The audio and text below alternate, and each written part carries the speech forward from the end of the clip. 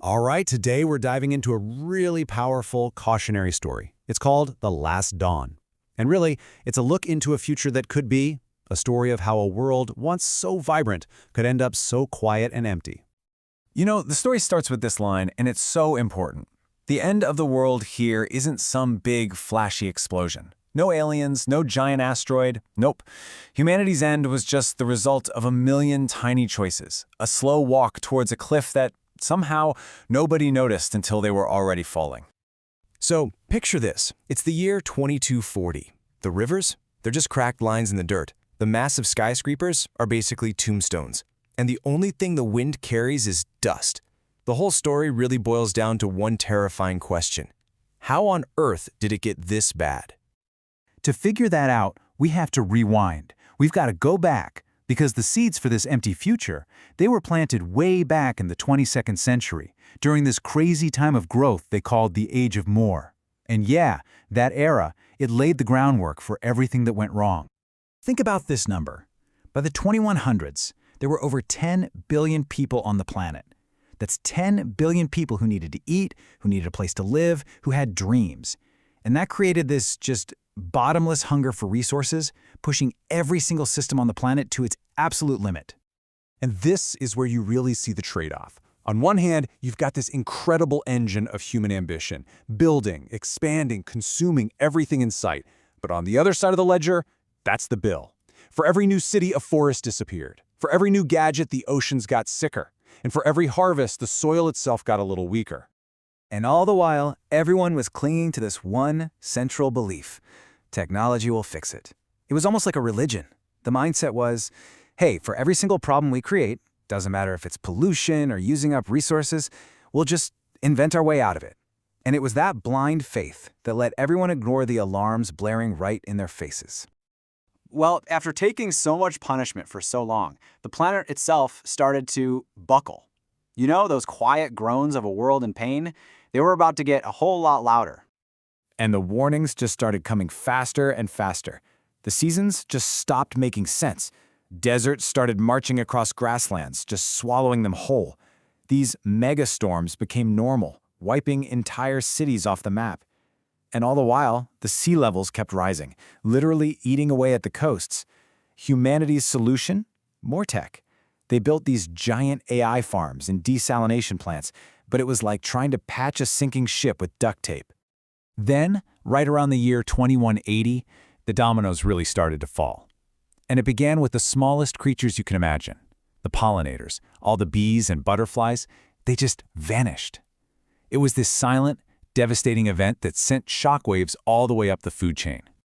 At the exact same time, the oceans, which had been absorbing so much of our pollution, finally hit their breaking point. They started to turn acidic, which meant the shells of countless marine animals just started to dissolve. The coral reefs, these incredible underwater cities, just bleached into ghost white graveyards. And this is where it gets really personal. The damage wasn't just out there anymore, it was inside us. Microplastics, these tiny little ghosts of everything we'd ever consumed, were suddenly everywhere, in the water, in our food, and yes, even in our blood, changing our bodies from the inside out. And then, finally, the very air itself became the enemy. It was thick with smog and chemicals from factories that were still unbelievably churning away. Every single breath became a risk. So even with all these systems failing, there was one final blow, one single event that broke the back of civilization. It was the moment the ground beneath their feet, the very thing that gave them life, just gave up. It all happened in April of 2187. All over the world, farmers woke up one morning and their crops had literally turned to dust. The soil was just done. After being pushed too hard for too long, it had become sterile. This was it, the beginning of the end.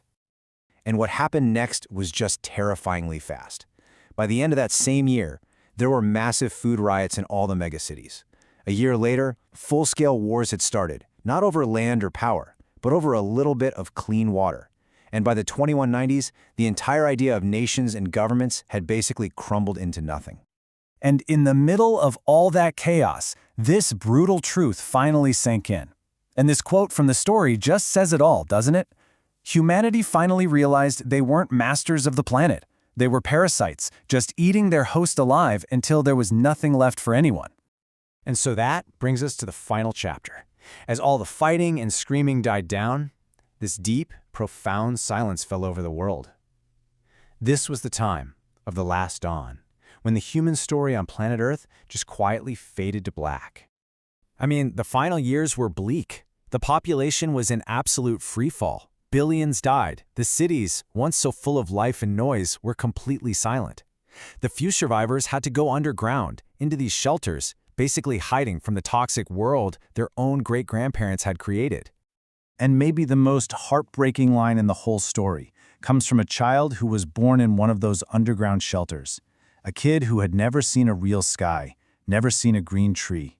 And they just ask, did the world always look like this? It just perfectly captures everything that was lost. But the story's final point is actually the most powerful.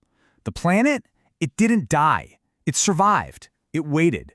And after humanity's loud, messy, destructive chapter was finally over, the Earth just turned the page, ready to start something new, a story without us in it.